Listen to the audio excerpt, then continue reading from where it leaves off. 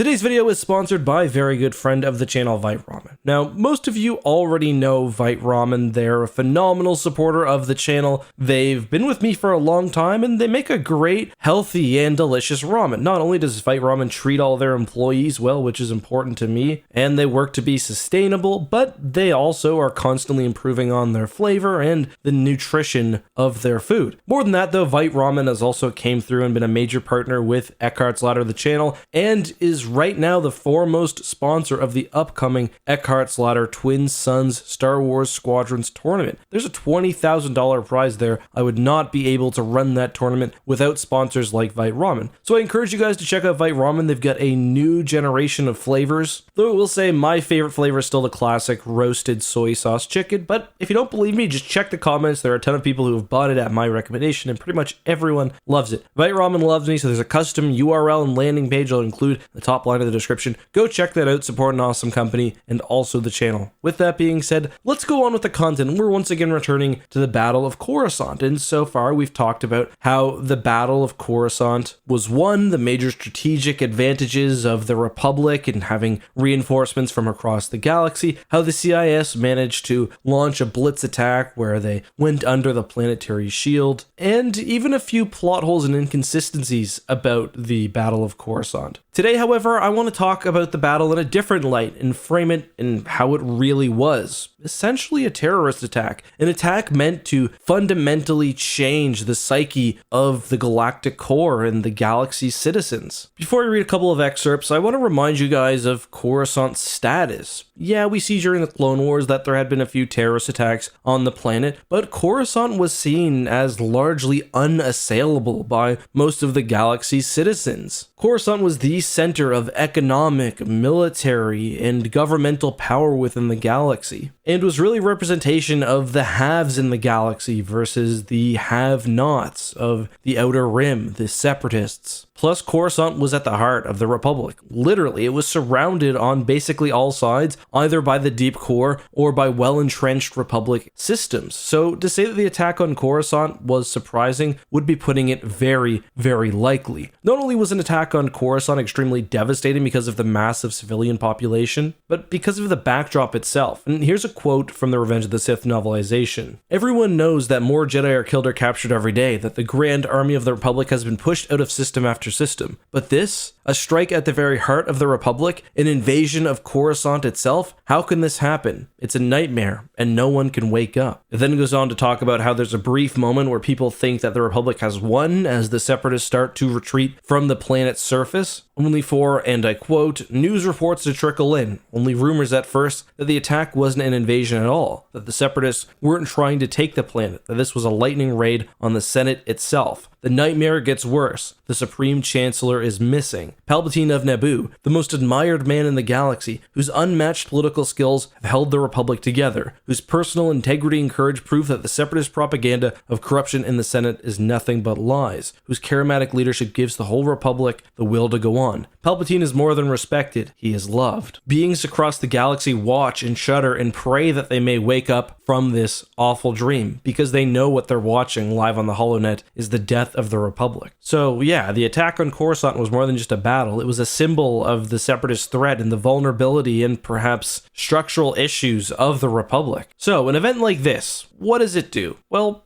three things, really. I'd say two that are important and one that is very important. First of all, it makes Palpatine, who is already loved and appreciated in the galaxy, even more beloved. The galaxy realized how close it came to losing him, or at least so they thought, and it just further cements his legendary status. Second, it continues to generate the fear of aliens and droids that Palpatine has been pushing, especially through General Grievous. And finally, this is the most important one, it shows that, well, the Republic is not safe. The Jedi, even on their capital planet, are unable to protect the Chancellor. The fleets of the Republic even aren't able to do enough. One example of how this benefits Palpatine? Well, he declares martial law on Coruscant after the attack by the CIS, and although I don't think we have this laid out specifically, I'm going to wager that that martial law continued forever. Revenge of the Sith only takes place over a few days, and I'd be willing to bet that Palpatine kept things locked down until the fake Jedi coup, and then indefinitely afterwards as the Empire was formed. Palpatine also used the event as an excuse for further militarization. He says to Windu immediately after the battle in the novelization that it's a sign that the war is about to get far worse. Events like this, and of course the Jedi Purge, would serve as an excuse to further militarize the Republic and later the Empire, resulting in massive new capital ship production, and then later, of course, the formation of an authoritarian regime. And it just continues. Palpatine also used the increasing state of emergency to formally place the Jedi Council under the control of the office of the Supreme Chancellor, which was actually an edit of the Republic's constitution itself, so quite a big deal. Alright, so I think we got the basic ideas. We know how Palpatine and the future Empire, and even the Republic in the late stages of the war, gained from the attack on Coruscant, at least from an evil point of view. Plus, I mean, there is the small fact, not small at all, that Palpatine used the opportunity to clear out his current apprentice, Dooku, and further turn Anakin down the dark side, but that's probably a topic for another video. I don't think you guys would be surprised to learn that Palpatine played very heavily into the invasion. Of course, not only was Palpatine the puppet master for both the CIS and the Republic, but he actually furnished secret hyperspace routes to the heart of the Republic through the deep core. It's kind of funny, there was a Reddit thread the other day bringing up where I got this information from, and I couldn't remember. I knew it was from somewhere. I thought it was from either the Essential Atlas or the Essential Guide to Warfare, but those actually just point out the fact that there are secret hyperspace lanes between Coruscant and through the deep core, but it was actually, as someone pointed out, Labyrinth of Evil, which makes the Palpatine connection explicit. The fact that Sidious fed hyperspace lanes that only a few people in the Republic knew of, and that made Coruscant vulnerable to an outside attack to the CIS. So Palpatine basically sets Coruscant up for an incredibly traumatic attack, which will sort of change in a very serious way the fundamental nature of galactic society and sort of the overall psyche. Then he uses that to his own advantage to further militarize the Republic, to clamp down on the Jedi a little bit more, to set himself up as more of a hero character, and of course, what do we get? Well, you guys know where it goes from here. But that's all I've got for today. I hope you guys enjoyed this video on the Battle of Coruscant. Is there anything else you'd like me to cover? Let me know all of that and more down below. Once again, thank you to Vite Ramen for coming through and supporting the Twin Suns tournament. It's going to be great. Link to the teaser also down in the description in case you haven't seen that. Until next time though, guys, have a good one, be safe, and may the Force be with you.